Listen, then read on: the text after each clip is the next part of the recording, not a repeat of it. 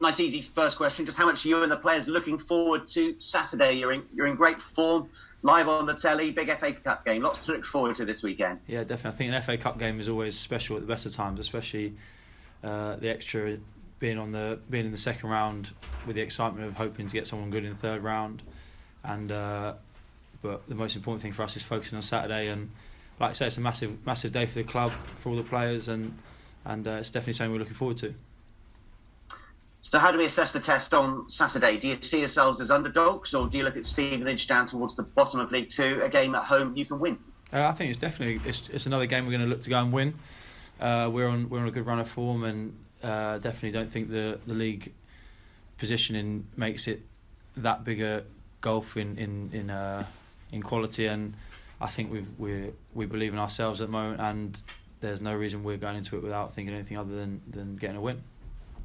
What has clicked in recent weeks? I mean, I think you're in tremendous form, and to go to Wrexham and play with such a swagger, win 2-0, you got your first goal of the season. What's been the difference in recent weeks? I think when we played Weymouth at home here and conceding the last minute, I think us as a group of men learnt a lot about each other and a lot about the game, some of the younger lads, and I think it was a platform for us to build on, and it was a case of we go one way or the other, and we come out, we stood up to the test, and I think we've grown massively as a group. I think the belief and the confidence we have together as a group is something we might have been lacking earlier on in the season, especially when we weren't going through such a great run. And I think, in all honesty, it's just a belief of and trust of what we're doing, and the manager and Terry have been great with us and pushed us all the way. And I was just looking at your FA Cup record. I guess you're looking to kickstart your FA Cup career, really. And after what happened last season as well, it could be a completely different story for you this year if you were to reach the third round and play a big side. Yeah, I don't think I've got in the second round once, lost to Wimbledon. I don't think other than that I've had much of an FA Cup career. To be fair, I've been unfortunate. I missed quite a few FA Cup games with injuries but yeah, it's definitely. But the most important thing is it's like any other game for the club. And we're going to it with the same mindset. Don't get carried away thinking about the third round. Just take it on its merits and hopefully get the result us players and the club want. And the fact you're at home, where the scenes at Wrexham at full time, the supporters have a big part to play on Saturday, don't they? Yeah, definitely. I think the fans have been behind us since the beginning of the season. I think the first initial one, Aldershot away, springs to mind when we had a great following, and at the end we celebrate with the fans. I think it's an important thing for the club. For us players to build up a rapport with the fans, and we probably annoy teams because we celebrate every win like it could be our last. But I think this club, after everything last year, I think we're in a position where I think we enjoy the wins. I don't think there's anything wrong with that. You don't know when your next win's coming, so why not enjoy it? And through all the lows of football, you've got to enjoy the highs. So I think it's key we're enjoying that, and it makes it feel like we're on a journey with the club and with the fans. And it's something us players seem to be relishing at the moment. And finally, I'll save asking who you want in the third round until after the game. Let's say that you win on Saturday. But just talk about the unity in the squad at the moment. I mean, it's a threadbare squad at the moment. You've got injuries not filling the bench, but there just seems a real team spirit that money just can't buy. Yeah, I think the most important thing when you're working with a group of players is everyone pulling in the same direction. And we've got a group here where everyone is on the same path, everyone has the same goal, and there's no one pulling in different directions to dismantle the group. And it's an excellent feeling in the dressing room when you go out and you have complete trust and belief in every single member of the group to all work towards the same end goal. Well, have a good game on Saturday, and all the best of luck. Thank you for talking to me. Thanks, mate. Cheers. It's me now, mate. How's you, Dave? I'm not on there. I want to go back 2 games. It seems ages now, Dover. It was only like last week, wasn't it? The fact they scored so early, during the press conference before that game, there was a lot of talk about complacency because of their position at the bottom of the table, etc. Do you think there was any complacency in that? Because you conceded so early. I mean, it must have knocked the stuffing out of you a little bit. Just 2 minutes gone and you're down. Yeah, I think, to be honest, I was one of the people I was one of the culprits who made one of the mistakes, and I definitely wouldn't put my mistake down to complacency, more just a bad decision at the wrong time. And unfortunately, sometimes it comes down to more of a series of unfortunate events, and a domino effect of mistakes, and that was unfortunately always mine, Granty's mistake, and to be honest, it gave us a mountain to climb, especially in the conditions into the win first half. Yeah. It gave them the ability just to sit behind the ball, and they had something to hold on to. And as soon as you give someone, a team which is struggling, a bit of hope and a handicap in the game, it's very hard. And I think there's no point dwelling on it as a group, because throughout the campaign you have games like that, and it's important. The main thing was we came back on Tuesday and we showed the resilience in the squad, especially such a young squad. We showed that even after an upset we can still come back. We didn't lose. We didn't go down. Our heads didn't go down. We didn't let it compound into the next game. I think the most pleasing thing from the Dover game was we got a result with that whilst playing so poorly, and I think the conditions made it tough, and we probably didn't adjust the conditions as well as we should have done, especially first half. And I think, but the most promising thing for me as an older player in the group was the spirit and the ability of the group to salvage a result out of such a poor performance, which for me throughout a season is going to be priceless. I mean, I think that's one of the things that impressed most people, the fact that you did come back. You know, it was one of those games that quite could easily have gone the wrong way, but you battled and you got stuck in there and you managed to do it. And then to take it to Wrexham, I mean, do you think that the team is getting to be, very much an away specialist, because we've had some great results away from home lately? I think it's a team which flourishes when there's less pressure on it, to be honest, because I think just the makeup of the team probably makes it easier when we're underdogs, so to speak. But look, them so-called banana skin games like Dover are always difficult, because you go out there and if you win, you're expected to win, and if you lose, it's like the world's going to end. But I remember saying earlier in the season it's important we find a middle ground, and I think now we've got to a stage as a group where we have the emotional and mental ability to find a middle ground. We don't get too carried away when we win, and we don't feel like we're going to get relegated straight away when we lose, because the most important thing in the season is you accumulate points. It doesn't really matter where they come from at the end of the day. And if you'd have said to us 10 points from Dover, Bromley, Wrexham, Dagenham, 10 out of 12, we'd have snapped your hand off. Do you know what I mean? So it's, at the end of the day, no one's going to look back and say, oh, we drew to Dover, but we beat Wrexham. It's the accumulation of points, and the most important thing for the group is we've found a way to get results when we haven't played well. We've kept a run going, which momentum's a massive thing in football. We've all been in football long enough to know that when you're riding a wave, you need to stay on that wave as long as you can. So it's important us as a group, we kept the run going, and it gives you the belief going into the next game, which it definitely did going into Wrexham. So I think overall the accumulation of points is much more important to us as a group than the individual games. Did the sending off, did that come as a bonus? I think it's always a bonus play against 10 men, but again, it was a different challenge for the boys, because there's been times throughout the season where we've gone up against 10 and it's been detrimental to how we played, and we've kind of sat back and allowed teams to almost dominate a game with 10 men, whereas Tuesday night was a different challenge, as every game is, and every game is different because it's 11 blokes versus 11 blokes, and after 40 odd minutes it was down to 10 versus 11, but we found a way to get it done, which is the most important part. In senior football, sometimes you don't always have the answers. The most important thing is you get it done, and we seem to have found a way to do that at the moment. Now we switch to the FA Cup. How much of a different challenge does that present to you now, after beating Wrexham? It's a different challenge in the sense of it's knockout football and it's away from the league, but at the end of the day for the group it is purely another game of football, and I think if we can go into that, especially with a young group of the elder boys, can lead that thought process of it's just another game of football. Don't get carried away. Don't look too far into the future. Don't be thinking about the draw on Monday night. Don't be worrying about where they're a league higher. I think it stands us in good stead just to go and think of it as another game of football and treat it as such, and gives us the best chance to get the result. Has the gaffer given you much insight into Stevenage and their sort of philosophies and the way they play? No, I'm sure we'll do a bit about it today. Our main focus this week has been Wrexham, and we had a long late night on Wednesday morning getting back from that. So the most important thing for the previous 2 days has been recovery, and I'm sure today we'll focus on Stevenage, but the gaffer's always been the man of focusing on ourselves, and we'll do little bits on them. But I think us as a group, we need to go in thinking about us and thinking positively about where we stand and how we're going to implement the game, rather than how we're going to stop Stevenage. And the goal for you must have been well pleased with that, weren't you? Yeah, it was a nice finish, to be fair. But it was nice to get my first goal for the club and help us on the way to a win away from home. But the most important thing is we come back with the 3 points, really. I think some of your radio colleagues are going to give you a bit of stick about that goal. Good finish, AD, I'll take that. Yeah, definitely.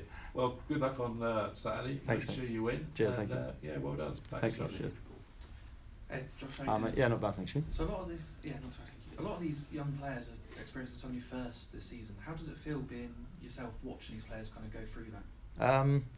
At times I feel like a proud father, to be honest, because there's some really good young lads in that dressing room, and some honest, hard-working young lads who have got good futures in the game, and to know that you could be a part of it to help them get to where they want to be is a very proud moment for myself. And if I can keep them on the right path and give them little bits of advice here and there, it does. It's quite rewarding seeing them put in performances like they are, because I think we sometimes forget just how young some of them boys are, and they've probably come through a hard period in October, and I think they deserve all the rewards and all the credit they're getting, because I think to a man, the young boys, after a lot of games and a lot of physical demand, have been excellent from start to finish. And obviously you got your goal now. Are you starting to feel you're in the sort of form that led you to Oval in the first place and kind of got over last year's sort of horror show? Yeah, to be honest, I feel like I've still got plenty more to come. I feel like I'm finding a level of consistency which I hope to maintain, and which allowed me a chance to play a lot of games for Halifax. And but I feel like there's still plenty more to come. I'm still in a position where I'm growing as much as young lads. Do you know what I mean? After a year out of football last season, you learn quite a lot from sitting on the sides, and I feel like there's still plenty more to come from myself. But the most important thing for me is the role I'm playing in the team, and leading some of them young boys, and making sure that probably taking a bit of responsibility for them so they can play with a bit more freedom. And it's a role I'm really enjoying. And the gaffer's mentioned it a few times. He reckons it's a second half season team, this one. And with the form you're in at the minute, and the likes of Ruben and Mark Little coming back, how exciting is it looking forward? Yes, it's really exciting. And I think the gaffer's right. I think it was always going to be a bit of a bedding in period for the young boys, because, as we say, there's a lot of boys there who hadn't played many senior games, and like anything, the best way to gain experience is learning on the job. And unfortunately, sometimes you have to take a few errors to learn on the job, and we've definitely had them days where we've looked a bit naive and we've made mistakes, uncharacteristic mistakes. But I think we'll probably I completely agree with the gaffer. We'll reap the rewards of them in the latter parts of the season. And having experience like Ruben and Litz and Wilco coming back in the team, it's vital for the running, and it can only leave us in better stead, and gives the young lads another few senior pros to learn from, and to run things on the pitch, really. That's great. Looking forward to it. Good luck on Saturday. Thanks, mate. Cheers. Should be Molly or Ben on the laptop if they've got them. What does it matter who? Molly first, I think. Molly. Hi, Josh. Hi, Molly. You right? Yeah, good, thank you. Just one from me. I was speaking to Luke yesterday, and he was talking about how some of the younger lads and the new lads to the club have really sort of brought into it, and there's a real togetherness in the squad. So I just wonder what you made of that, and is it something that you feel? Yeah, I definitely agree. I think I feel like we're a Yeovil team playing for Yeovil Football Club.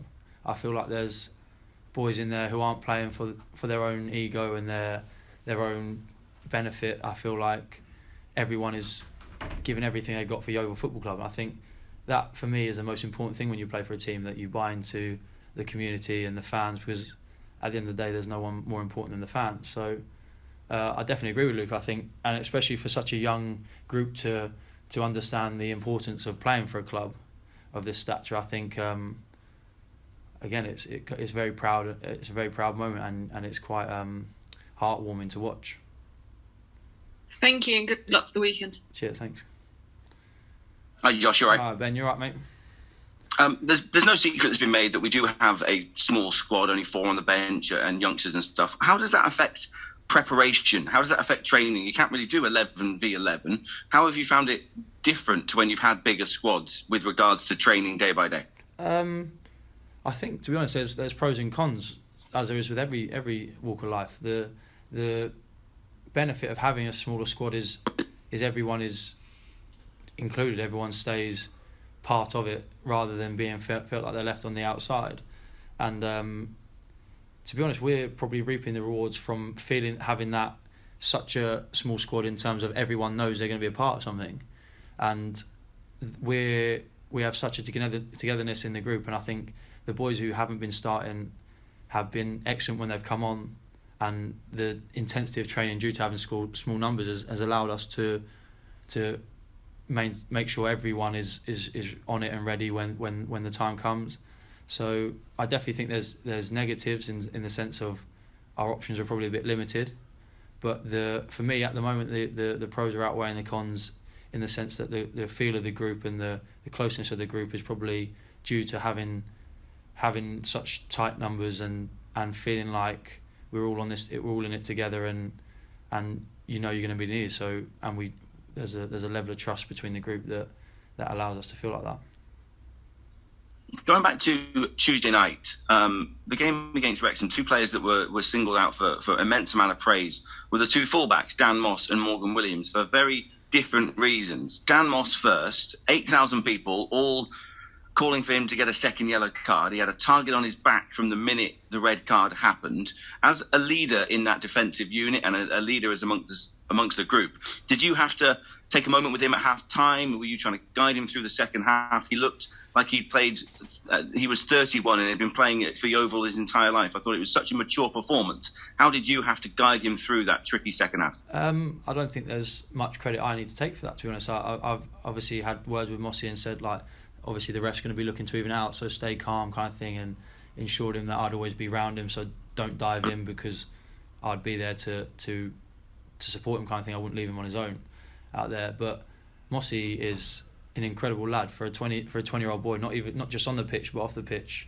He shows maturity way beyond his years, and I think that's not the first time I've seen that on a football pitch from him. I've seen him countless times. Solihull, he looked like a senior pro out there, and to be honest, he's very low maintenance to play with. You don't have to constantly talk him through the game.